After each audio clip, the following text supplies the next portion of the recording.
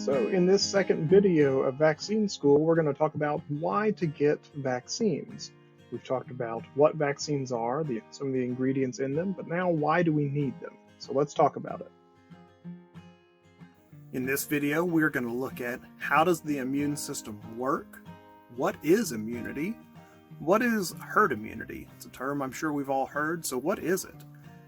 And why do we need to get booster doses of vaccines? And then last, what are vaccine-preventable diseases? Before we can talk about immunity, we need to talk more about the immune system. When a virus or bacteria enters the body, they're covered in antigens. We talked about that in the first video. There are certain immune cells called antigen-presenting cells, and whenever they recognize that a virus or bacteria is in the body, they will attach to it and kill it. They'll then take one of the viral or bacterial antigens and wear it almost like a badge of honor to show what they've done.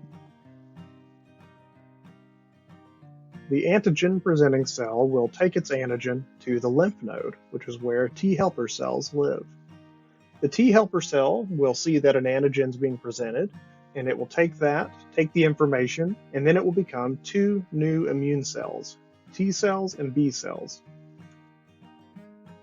B cells are antibody factories. They create antibodies specific for the antigen that's invading the body. Antibodies will float through the bloodstream until they meet the invading virus.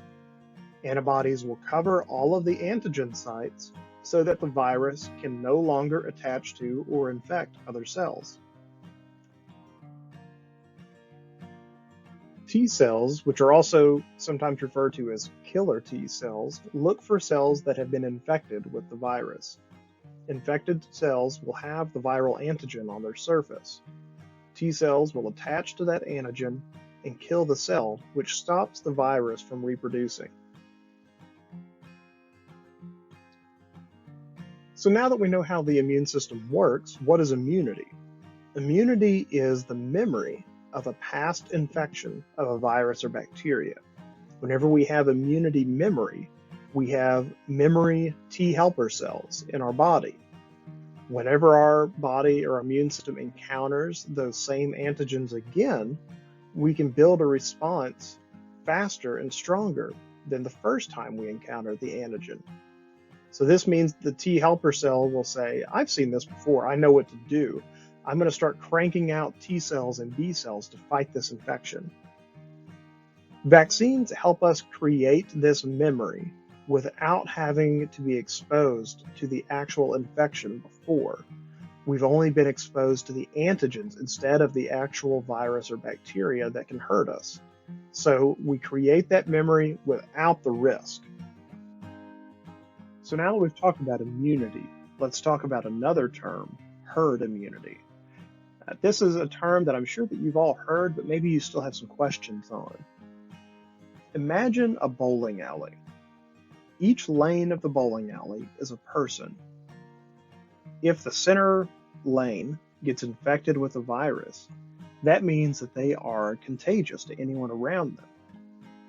If the lanes on either side are immune to that virus, then they will contain it. It won't spread to the other people around them. Imagine most of the bowling alley is immune to the virus. It doesn't matter where that infected person is, they're not going to be likely to spread the virus because they're all immune. Except for this one person near the end who's not immune. And we're going to get into why this person may not be immune on the next slide. But as long as most of the people in the bowling alley are immune to the virus, they will keep it contained, and the likelihood of it spreading down to the person who is not immune and not protected, that chance is very low. So who was the person on the previous slide who didn't have immunity? Herd immunity protects those around us who are vulnerable, and this could be people who are unable to receive vaccines or who have a poor immune system. A good example is newborns. Whenever newborns are born, they don't have a fully functioning immune system yet. They're going to have some immunity from the mother, and they're also potentially going to continue to get immune protection from breast milk. But at that time, they're not going to have a fully functioning immune system. And they're also not old enough to get several of the vaccines because their immune system can't create an effective immunity to them yet. So it's not until they're older that they're going to be protected against some of these diseases. Then there's the elderly. The elderly they don't have as good of an immune system as a younger person, and then they're also going to have other conditions like heart disease, lung disease, diabetes, that if they get one of these infections, they're going to be more likely to get some of the complications like pneumonia. Then there are the immunocompromised. So these are people who are either born without a fully functioning immune system or who have been on a treatment that's given them a lower immune system. For example, cancer patients, they're on radiation or chemotherapy that's weakened their immune system for them to be able to get their treatments. But during that time, they are vulnerable to infection. Something as common as the common cold could kill them. So we're trying to keep them protected while they complete their therapy. And then there are those with poor access to medical care, whether this is on the low socioeconomic spectrum, or if they recently traveled or moved to this country and they don't have access to care, or if someone is homeless, they don't have access to the protective or preventative medicines that we generally take for granted. And so we're also trying to protect those people as well. So these are just some examples of why herd immunity is so important, because there are lots of people in our lives, in the population around us, who are unable to receive vaccines for whatever reasons, or their immune system is not equipped to fight the infections that vaccines protect against. So why do we need to get boosters of vaccines? How come we can't get just one and be done with it? Well, there's a lot of reasons why. Vaccines are given at times whenever people are most at risk for getting the illness. So if we're looking at their age, whenever they're younger and their immune system is immature, that'll be a time whenever they're needing a lot of vaccines because they don't have the immune system that's capable of fighting these illnesses. Another thing is whenever kids are more at risk for getting an illness, that'll be another time that they're going to need boosters. So before kids enter into preschool or kindergarten, these are times whenever they're going to be more likely to be around infectious people, so they need boosters then as well.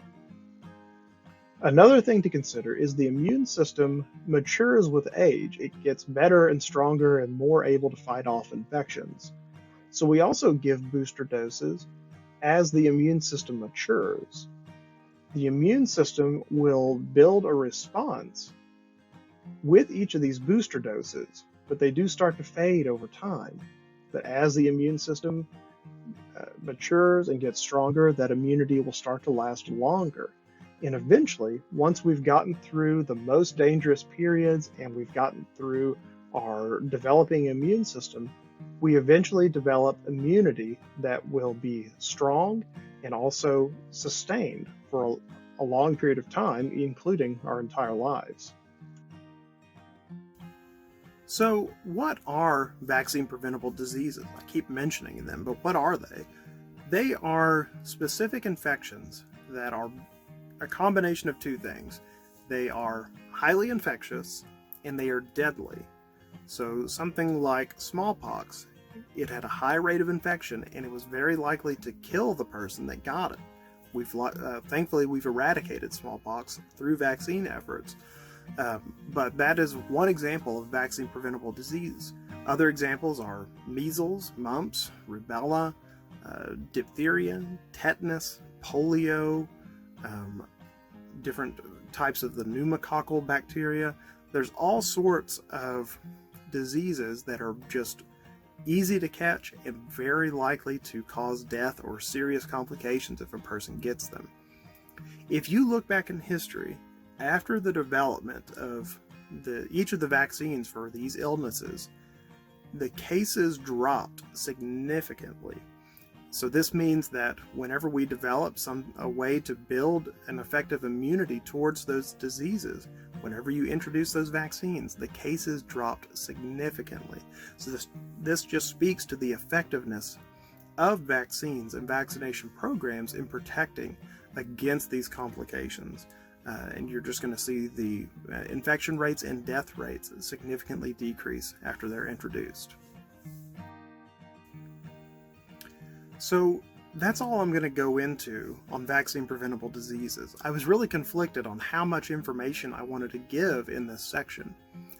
A common tactic that I've seen used very often is to bombard expectant parents or parents of children with pictures of children that have been crippled or afflicted with vaccine preventable diseases.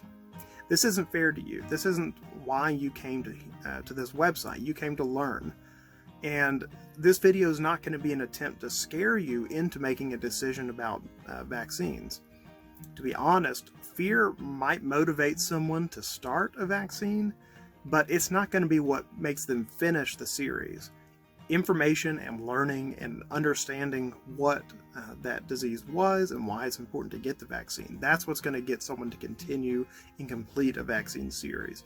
So I'm going to leave the information on each disease at that. I'm going to keep it really simple. And I'm going to provide lots of links to websites that have extensive details on each of the vaccine preventable diseases. What I recommend, just choose a disease you don't know anything about. For example, what in the world is diphtheria? If you look at the information provided, you're going to see how the infection rates and deaths decreased in amazing ways after each of the vaccines were introduced. And that's going to be the case on any of those diseases that you research. My hope is that you come to the conclusion yourself that vaccines are the most effective method of disease management in our modern world. So, just to review, our immune system is an amazing, complex system to combat foreign invaders in our body and then create immunity. When our immune system creates immunity or memory of an illness, it can then respond to it faster and more effectively if it ever encounters that illness again. Herd immunity is the most important way we can protect those around us who are unable to get vaccinated or who have a weakened immune system. Vaccines often need booster doses. This is meant to build a stronger immunity to that disease, and it's meant to protect us at vulnerable times in our life whenever we are more likely to get that disease. Vaccine preventable diseases don't have to scare us because they are preventable. You don't need to live in fear of these diseases because you can prevent them easily just by getting vaccines. And vaccines are the most important medical advancement in our modern times. And they have saved millions and millions of lives since they were developed. Okay, well, this was a big video. There's a lot of content, a lot of big things to go over, but I hope it was presented in a way that was easy to understand. Here are all the references that I used throughout this presentation. Again, they're also going to be posted below and on the reference tab of this website. If you have any other questions or you want to look into any of this information more, please go to these websites. They have great diagrams or great animations to explain all of these things in different ways from how I explain them. But let's move on from these topics to how to do vaccines well.